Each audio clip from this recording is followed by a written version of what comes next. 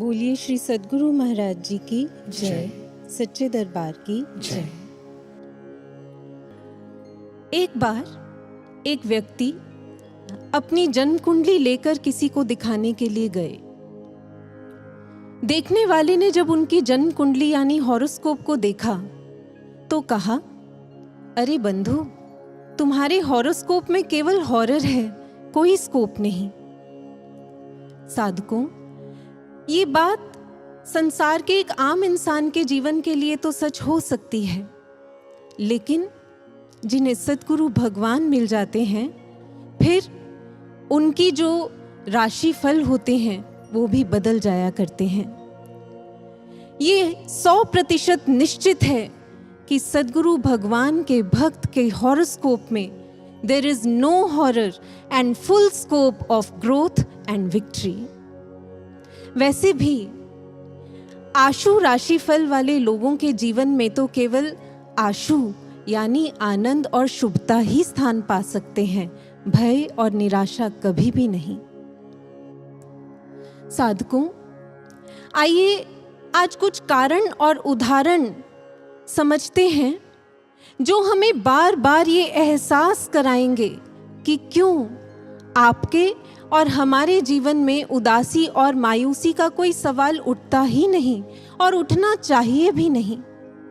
चाहे परिस्थिति कैसी भी हो, प्रभु का भक्त हमेशा अपने प्रभु की भक्ति में मस्त रहता है। आज हमें ये समझना चाहिए, एक प्रभु के भक्त के जीवन में क्यों हमेशा मस्ती होनी चाहिए। आइए एक एक करके इसके कारण देखते चलते हैं। एक बार एक प्रचारक बहन सत्संग करने के बाद गुरु महाराज जी के दर्शन करने के लिए गई। महाराज जी ने उनसे पूछा, आज सत्संग में क्या सुनाया? तब वो प्रचारक बहन कहती हैं, महाराज जी, आज मैंने महात्मा बुद्ध के समय का एक दृष्टांत सुनाया, जब एक स्त्री अपने पति और 2 बच्चों के साथ अपने माता पिता के घर को जा रही थी। तब मार्ग में सबसे पहले तो जंगल में सांप के डसने के कारण उसके पति की मृत्यु हो गई। किसी तरह हिम्मत बांधकर जब वो आगे बढ़ी, तब नदी में इतना उफान था कि उसके 2 बच्चे उसमें डूब गए। वो चित्कार कर उठी, पर किसी तरह वो अपने माता पिता के घर पहुंची। लेकिन जब वो अपने माता पिता के घर पहुंची तो उसने पाया कि उसके माता पिता का भी देहांत हो चुका है। उस स्त्री की पागलों जैसी स्थिति हो गई। इतना कहकर वो प्रचारक बहन कहती हैं, महाराज जी, फिर मैंने ये कहा कि जब उस स्त्री की ऐसी स्थिति हो गई, तब उसने महात्मा बुद्ध की शरण ली और अपने जीवन का कल्याण किया। जब महाराज जी ने ये सुना तो महाराज जी ने कहा, अरे नहीं नहीं, इतना आसान थोड़ी ना होता है ईश्वर के द्वार तक आ जाना। तुम्हें मालूम है, ऐसी स्थिति में होने के बाद भी उस स्त्री ने पहले संसार में ही जाकर सहारे ढूंढे। वो संसार से ही मदद की उम्मीद लगाकर द्वार द्वार गई, लेकिन हर द्वार से उसे केवल और केवल ठोकरें मिली। संसार ने केवल उसे दुत्कारा पर मदद नहीं दी। तब करुणामयी महात्मा बुद्ध ने उस स्त्री को अपनी शरण दी और उसके जीवन को कल्याण के पथ पर अग्रसर किया। बहुत बड़ा सच है साधकों, हम भी तो यही देखते हैं आज। हर इंसान अपने जीवन में सुख, सुकून और शांति चाहता है, लेकिन इन्हें ढूंढने के लिए वो जाता संसार में ही है। बेशक बार बार वो वहां से ठोकरें खाता है, लेकिन फिर भी भगवान को कोई नहीं ढूंढता। मैंने किसी मल्टी मिलियनेयर के शब्दों में ये बात सुनी है। वो कहते हैं कि काश मेरे पास जितना धन है, भगवान उतना पैसा सबको दे, ताकि हर इंसान ये समझ सके कि इतना पैसा होने के बाद भी उसके हाथ सच्ची शांति और सुख नहीं लग सकता। सच बात है, उस स्त्री के पास तो कुछ नहीं था, तब वो दुखी थी। लेकिन आज हम देखते हैं इंसान के पास चाहे सब कुछ भी है, लेकिन फिर भी उसका जीवन बिल्कुल रूखा सूखा, मायूस और उदास है। क्यों? क्योंकि उसके पास भगवान नहीं है। और किस्मत के कैसे धनी और धन्य हैं हम सब कि सद्गुरु भगवान ने हमें अपना साथ दिया है। इस सृष्टि के भगवान के साए में रहते हैं हम, जहां सारे गम की खुशियों की सरगम में बदल जाया करते हैं। इसलिए सबसे पहला और मुख्य कारण कि क्यों हमेशा हमें मस्त रहना चाहिए वो ये कि सद्गुरु भगवान इस युग की सर्वोच्च सत्ता हमारे साथ है और हम उनके पास हैं। लेकिन फिर भी बहुत बार ऐसा हो जाता है कि चिंताएं हमें घेरने लगती हैं और हमारी जो उत्साह और उमंग वाली चाल होती है, मस्ती की चाल, ये धूमिल पड़ने लगती है। लेकिन ऐसे में एक साधक क्या करता है? वो वही करता है जो श्री औरोबिंदो ने एक बार अपने शिष्य निरोध बरन को पत्र में लिखकर समझाया था। निरोध बरन ने श्री औरोबिंदो से कहा था कि महर्षि, I am feeling depressed these days. मुझे निराशा और चिंता ने घेर लिया है। इस स्थिति से बाहर आने के लिए मुझे कोई उपाय सुझाएं। तब श्री औरोबिंदो ने 3 बहुत कारगर सूत्र उन्हें दिए थे। उन्होंने लिखा था, सबसे पहले तो ब्रह्म ऊर्जा का इंजेक्शन लो, यानी परमात्मा के चरणों में प्रार्थना करके ऊर्जा का संचार करो अपने भीतर। दूसरा, साइकिक फ्रूट जूस लो, यानी सकारात्मक विचारों का सेवन करो।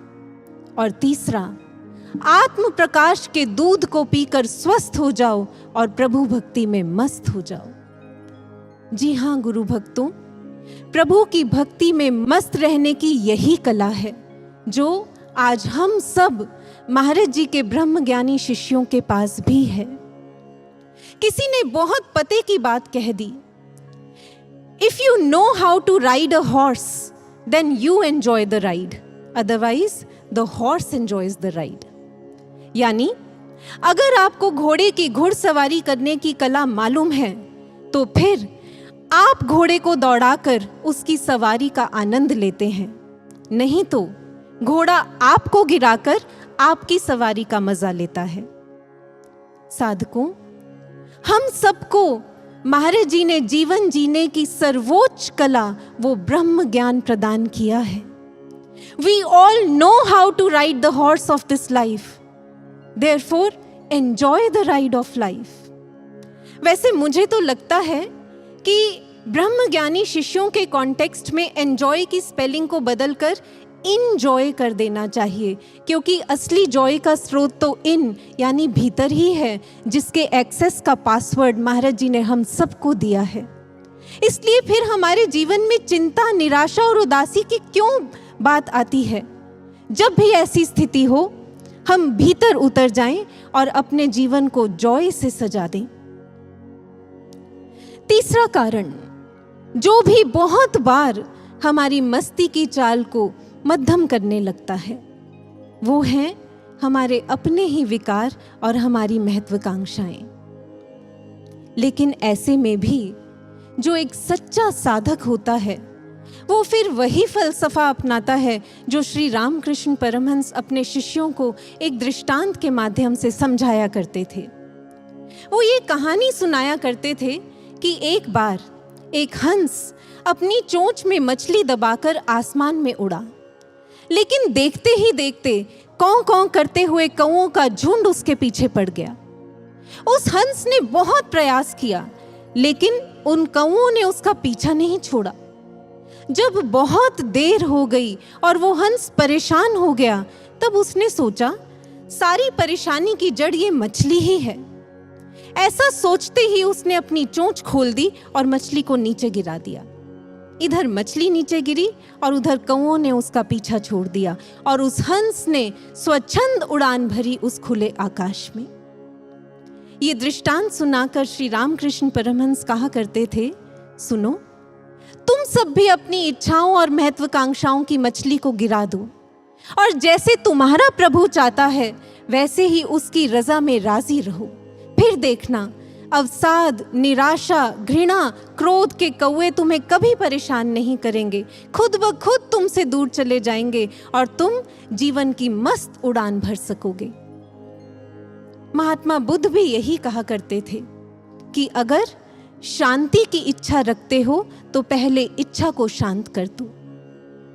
बड़े मार्के का फलसफा है साधकों, जो सारी निराशा को फेल करने और हम में प्रभु भक्ति की मस्ती को फुल करने में बिल्कुल कारगर है।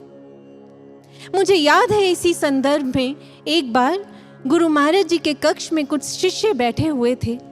उस समय महाराज जी ने बहुत मस्त अंदाज में अपने सर के पीछे दोनों हाथों को रखते हुए कहा, वो क्या है, चाह गई चिंता मिटी मनवा बेपरवाह, आगे क्या आता है? सारे शिष्य एक स्वर में बोले, जिसको कछु ना चाहिए सोई शहंशाह। महाराज जी कहते हैं अगर इस सूत्र को पकड़ लोगे तो डिप्रेशन तुम्हें कभी नहीं पकड़ सकेगा। इसलिए मस्त हो जाओ, व्यस्त हो जाओ और अपने प्रभु के चिंतन में ध्यानस्थ हो जाओ। अब मैं आपके सामने एक एक्सपेरिमेंट को रखती हूं जो भी कई बार हमारी मस्ती को फीका करने का कारण बन जाता है। ये एक्सपेरिमेंट यूनिवर्सिटी ऑफ विस्कॉन्सिन के centre for study of pain में किया गया था। इसमें कुछ पार्टिसिपेंट्स को लिया गया और उन पार्टिसिपेंट्स को एक एक करके कमरे में अकेले एक बर्फ की बाल्टी में पैर रखकर बिठाया गया और उस टाइम ड्यूरेशन को नोट किया गया कि कितनी देर वो व्यक्ति उस बर्फ की बाल्टी में अपने पैर को रखकर बैठ सकता है। फिर एक्सपेरिमेंट का दूसरा राउंड आया। अब भी हर व्यक्ति को पाँव को बाल्टी में रखकर ही बैठना था जिसमें बर्फ थी, लेकिन इस बार एक बदलाव था। कमरे में वो व्यक्ति अकेला नहीं था, बल्कि उसके साथ एक केयरिंग पर्सन भी मौजूद था जो उस व्यक्ति के संघर्ष को फील कर सकता था, उसके लिए सहानुभूति रखता था। बड़े कमाल की ऑब्जर्वेशन देखने को मिली साइंटिस्ट्स को। उन्होंने पाया कि सेकेंड राउंड में जब सहानुभूति रखने वाला कोई व्यक्ति साथ में मौजूद था तो वो व्यक्ति दुगने समय तक अपने पाँव को उस बर्फ की बाल्टी में रख पाया, यानी संघर्ष से जूझने की उसकी क्षमता डबल हो गई। सोच कर देखिए साधकों, अगर एक सहानुभूति रखने वाला साधारण सा इंसान साथ में हो तो व्यक्ति की क्षमता दुगनी हो जाती है संघर्षों से लड़ने के लिए। तो फिर अगर समानुभूति रखने वाले हमारे सद्गुरु भगवान, बल्कि मुझे तो लगता है समानुभूति ही नहीं, हमसे ज्यादा हमारी चिंता करने वाले, हमारे दर्द को महसूस करने वाले अगर सद्गुरु भगवान पग पग पर हमारे साथ हैं, तो फिर अध्यात्म का गणित भी ये बिल्कुल स्पष्ट हमारे सामने रखता है कि फिर एक साधक की भी संघर्षों से जूझने की क्षमता अनंत गुना बढ़ जाया करती है। तो फिर ऐसे में आप ही बताइए, एक साधक के जीवन में निराशा और उदासी का कहां स्थान रह जाता है? चलते चलते एक आखिरी कारण भी आपके सामने रखना चाहती हूं जो बहुत महत्वपूर्ण है और जो क्रिस्टल क्लियर हमारे सामने इस बात को रखता है कि आपके और हमारे जीवन में उदासी और मायूसी रखने का हमें कोई अधिकार है ही नहीं। ये वो कारण है जिसके लिए स्वामी विवेकानंद कहा करते थे, it's the only entity in life जो यदि आपको मिल जाए तो उसको पाने से कभी चूकना मत, क्योंकि ये वो ऐसी चीज है जो संसार में आपको दुर्लभ मिलेगी, जिसके लिए पूरा जीवन एक इंसान तरसता रह जाता है लेकिन उसे मिलती नहीं, मिल सकती भी नहीं, क्योंकि संसार के पास वो है ही नहीं, तो वो संसार हमें क्या देगा? और वो है सच्चा निष्काम निस्वार्थ प्रेम, जिसे आज हम अनकंडीशनल लव भी कहते हैं।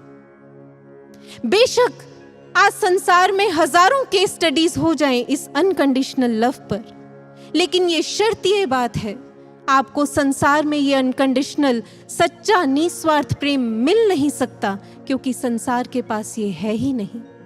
कारण कि एक सच्चा निस्वार्थ प्रेम केवल और केवल इस सृष्टि में प्रभु, वो भगवान, वो सद्गुरु सत्ता करना जानते हैं। खैर, संसार के प्रेम की सच्चाई तो हम सबको मालूम है। आइए आज सद्गुरु भगवान के प्रेम की गहराई के कुछ पहलू देखते चलते हैं। यूं तो लिटरेचर में महात्मा बुद्ध के शिष्यों के प्रति उनके करुणा, उनके अनन्य प्रेम के अनेकों दृष्टांत वर्णित हैं, पर उनमें से एक दृष्टांत आपके सामने रखती हूं। कहते हैं कि जिस समय महाकश्यप महात्मा बुद्ध की शरण में जाने के लिए अपने घर से निकले, तब महात्मा बुद्ध के लिए उनके पास महाकश्यप के पहुंचने तक, उनका इंतजार करने तक भी महात्मा बुद्ध के लिए बहुत कठिन हो गया अपने स्थान पर बैठे रहना। उन्होंने बहुत देर तक प्रयास किया, पर अंततः वो अपने आसन से उठ खड़े हुए और उस दिशा में बढ़ चले जिस दिशा से महाकश्यप आ रहे थे। और कहते हैं कि लगभग 5 मील तक द्रुत गति से महात्मा बुद्ध चलते रहे, क्योंकि वो इतने बेचैन थे महाकश्यप से मिलने के लिए। और जब मार्ग में महाकश्यप से 5 मील चलने के बाद भेंट हो गई, तब जाकर महात्मा बुद्ध को कहीं सुकून मिला। इसी तरह ये डॉक्यूमेंटेड है, ये फैक्ट, कि स्वामी रामकृष्ण परमहंस भी रोज शाम को छत पर जाकर दूर आसमान में देखते हुए कहा करते थे, कहाँ हो मेरे बच्चों, आज का दिन भी पूरा निकल गया पर तुम मेरे पास नहीं आए। और ये कहकर वो घंटों घंटों रोया करते थे। सोच सकते हैं आप, वो सद्गुरु सत्ता आधे अधूरे हम भक्तों के लिए, हम इंसानों के लिए तड़पते हैं, हमसे मिलने के लिए। मैंने सेंट ऑगस्टीन का कोट ये कहीं पढ़ा था। वो लिखते हैं कि एक इंसान भगवान को पाने के लिए इस धरा पर आता है, और जब तक वो भगवान को पा नहीं लेता, भगवान से मिल नहीं लेता, तब तक वो बेचैन रहता है। लेकिन इन दृष्टांतों को सुनने और पढ़ने के बाद मुझे लगता है इससे भी बड़ी सच्चाई ये है कि वो सद्गुरु भगवान हम इंसानों से मिलने के लिए आते हैं, और जब तक वो हमसे मिल नहीं लेते, हमें अपने में मिला नहीं लेते, तब तक वो हमसे कहीं कहीं ज्यादा बेचैन और तड़पते रहते हैं। और जहां तक अपने सद्गुरु भगवान, अपने सद्गुरु महाराज जी के प्रेम की बात करें, जो प्रेम और करुणा वो हमारे प्रति रखते हैं, तो इस बात के साक्षी शायद नहीं, निसंदेह हम में से बैठा एक एक शिष्य है यहाँ पर, जो ये लिविंग टेस्टिमनी है इस बात की कि हमारे कल्याण के लिए, हमारी खुशी के लिए हमारे सद्गुरु महाराज जी किसी भी हद तक चले जाया करते हैं। ये स्वयं गुरु महाराज जी के शब्द हैं कि अपने शिष्य के कल्याण के लिए अगर मुझे इस सृष्टि के नियम भी बदलने पड़े तो मैं वो भी बदल डालता हूं। हम सबको अपनी भक्ति का स्तर मालूम है साधकों, कि वो कितनी आधी अधूरी है, लेकिन फिर भी हम आधे अधूरे भक्तों के लिए हमारे पूर्ण सद्गुरु हमें क्या मान देते हैं, ये हम सब भली भांति जानते हैं। इस संदर्भ में एक दृष्टांत आपके सामने जरूर रखना चाहूंगी। एक बार महाराज जी ने नूर महल से फोन करके एक प्रचारक दीदी को कहा, सुनो, अपनी कथा में ये प्रसंग भी सुनाया करो। और फिर महाराज जी वो प्रसंग बताने लगे। महाराज जी ने कहा, राजा अम्बरीश भगवान विष्णु के अनन्य भक्त थे। एक बार ऋषि दुर्वासा वहां आए। उस समय राजा अम्बरीश अपने प्रभु के ध्यान में लीन थे, इसलिए उन्हें पता ही नहीं चला कि ऋषि दुर्वासा वहां आए हैं। लेकिन ऋषि दुर्वासा ने इसे अपना अपमान समझा और क्रोधवश अपनी जटा से एक विकराल कृत्या उत्पन्न की। वो कृत्या जैसे ही राजा अम्बरीश का वध करने के लिए आगे बढ़ी, इधर भगवान विष्णु ने तुरंत अपने भक्त की रक्षा के लिए अपना सुदर्शन चक्र छोड़ दिया। उस सुदर्शन चक्र ने कृत्या का तो वध किया ही, लेकिन उसके बाद भी वो रुका नहीं, ना ही वो वापस लौटा, बल्कि वो ऋषि दुर्वासा के पीछे चल पड़ा। ऋषि दुर्वासा ने जब ये देखा तो वो अपनी जान बचाने के लिए दौड़े, लेकिन तीनों लोकों में उन्हें कहीं ठौर नहीं मिली। वो ब्रह्मा जी के पास गए, भगवान महादेव के पास गए, लेकिन सबने उन्हें यही कहा कि हम आपकी रक्षा करने में असमर्थ हैं। ये भगवान विष्णु का सुदर्शन चक्र है, आप मदद के लिए उनके पास ही जाएं। तब ऋषि दुर्वासा भगवान विष्णु के पास जाते हैं और उनसे विनती करते हैं कि भगवान, आप अपना सुदर्शन चक्र कृपया वापस लौटा लें। उस समय भगवान विष्णु कहते हैं कि मैं ऐसा करने में असमर्थ हूं। ऋषि दुर्वासा बड़ी हैरानी से कहते हैं, असमर्थ है, लेकिन ये चक्र तो आपके अधीन है। भगवान विष्णु कहते हैं, लेकिन हम अपने भक्त के अधीन हैं। आपने हमारे भक्त का अपमान किया है, इसलिए आपको हमारे भक्त से ही जाकर क्षमा मांगनी होगी। उस समय ऋषि दुर्वासा राजा अम्बरीश के पास जाते हैं, उनसे क्षमा मांगते हैं और तब वो अपने प्राणों की रक्षा कर पाते हैं। ये दृष्टांत सुनाकर महाराज जी उन प्रचारक बहन को कहते हैं, ऐसा करना, इस प्रसंग को सुनाकर ये भजन लगा देना। कौन सा? मैं तो हूं भक्तन को दास, भगत मेरे मुकुटमणि।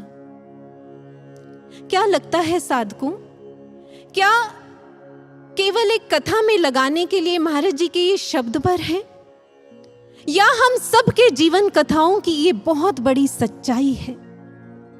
उत्तर हम सब भली भांति जानते हैं। कैसी खुशकिस्मती है हमारी, कैसी जिंदगी को पाते हैं हम, ऐसी जिंदगी जो सद्गुरु भगवान के प्यार को पाती है। फिर आप ही बताइए, ऐसी जिंदगी में उदासी और मायूसी की कहां जगह रह जाती है?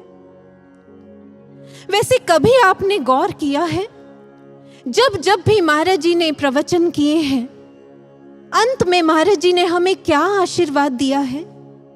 अगर नहीं याद आपको तो YouTube पर, जो हमारे DJJS के YouTube चैनल पे महाराज जी की वीडियोस रिलीज्ड हैं, उसमें सुनना महाराज जी ने जो हमें आशीर्वाद दिए हैं।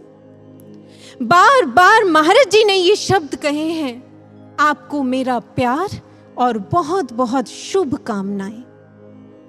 सोच सकते हैं आप, ये किसी आम इंसान द्वारा दिया गया आशीर्वाद नहीं है, इस सृष्टि की सर्वोच्च सत्ता द्वारा दिया गया आशीर्वाद है। तो फिर जब स्वयं सद्गुरु भगवान हमें अपना प्रेम, अपना प्यार और शुभ कामनाएं दे रहे हैं, फिर इस सृष्टि में कौन से अशुभ और निराशा की ऐसी जुर्रत कि वो हमारे जीवन में झांकने का भी प्रयास कर सके? लेकिन फिर भी अगर हमारे जीवन में कण भर भी मायूसी, उदासी और निराशा है, तो फिर इसका सीधा सीधा मतलब है, हमने आज तक अपने सद्गुरु भगवान को जीना सीखा ही नहीं। गुरु भक्तों, जब जब भी जिस जिस युग में प्रभु के सच्चे भक्त आए, उन्होंने अपने प्रभु के प्रेम को पाकर अपने प्रभु की भक्ति को मस्ती से जिया है। भक्त हनुमान आए, अपने प्रभु की भक्ति में मस्त रहे। कबीर दास जी आए, अपने प्रभु की भक्ति में मग्न रहे। मीराबाई अपने प्रभु की भक्ति में डूबी रही। कभी निराशा, उदासी इन्हें छू तक नहीं सकी। इस बार हम भक्तों की टोली की प्रभु भक्ति की मस्ती में जीने की बारी है साधकों। और न केवल बारी है, बल्कि इस सृष्टि को, इस समाज को खुशियों की तरंगों से झंकृत करने की जिम्मेदारी भी है। आपको मालूम है, हार्वर्ड यूनिवर्सिटी और यूनिवर्सिटी ऑफ कैलिफोर्निया में एक बहुत कमाल की रिसर्च हुई है जो 20 सालों तक चली और ये 5000 लोगों पर की गई है। और इसकी ऑब्जर्वेशन क्या मिली, सुनिए। साइंटिस्ट ने पाया है कि अगर एक व्यक्ति के मन में खुशी है तो फिर 1 मील के रेडियस में बैठे उसके मित्र के खुश होने की संभावना 25% बढ़ जाती है। और इससे साइंटिस्ट ने ये कंक्लूजन निकाला कि माइंड अफेक्ट्स माइंड। इसलिए अगर एक व्यक्ति का मन खुश होता है तो वो अपने सराउंडिंग्स में खुशी की एक चेन को ट्रिगर कर देता है। सोच कर देखिए, अगर एक मन की खुशी से आसपास की सराउंडिंग्स में खुशी की चेन ट्रिगर हो जाती है, तो फिर जो व्यक्ति आत्मा के आनंद से जुड़ जाए, तो फिर आत्मा के आनंद का जो प्रभाव है उसका रेडियस कितनी दूर तक जाएगा। वो फिर एक मील नहीं बल्कि आत्मा का आनंद कितनी कितनी माइल्स तक स्माइल्स को बिखेर सकता है। ये सच बात है साधकों। इसलिए आए आज अपने जीवन को आत्मा के आनंद में डूबकर सबसे पहले तो अपने जीवन को सजाएं, साथ साथ इस आनंद से इस समाज को खुशी से सजा दें और फिर इस विश्व को जीता जागता स्वर्ग बना दें। और अंत में अपने प्यारे सद्गुरु महाराज जी की एक प्यारी सी बात जरूर आपके सामने रखना चाहूंगी, जो भी इस संदर्भ में हमारे लिए एक बहुत खूबसूरत प्रेरणा है। एक बार एक शिष्य महाराज जी के दर्शन करने के लिए गए। दर्शन करने के उपरांत जब वो उठकर वापस लौटने लगे तो उन्होंने दोनों हाथों को आगे करके कहा, महाराज जी प्रसाद। तब महाराज जी ने मुस्कुराते हुए ये शब्द कहे थे, इस पथ पर अंतिम श्वास तक उत्साह और उमंग से चलते रहना ही हमारा कृपा प्रसाद है। साधकों, इस प्रसाद का छक कर सेवन करें, अपने जीवन में प्रभु भक्ति में मस्त रहें और इस जीवन को सजाकर इस विश्व को भी सुंदर बनाकर जाएं। ऐसी शुभकामना के साथ आइए गुरु महाराज जी के श्री चरणों में एक बुलंद जय घोष अर्पित करते हैं। बोलिए सद्गुरु भगवान की जय, सच्चे दरबार की जय।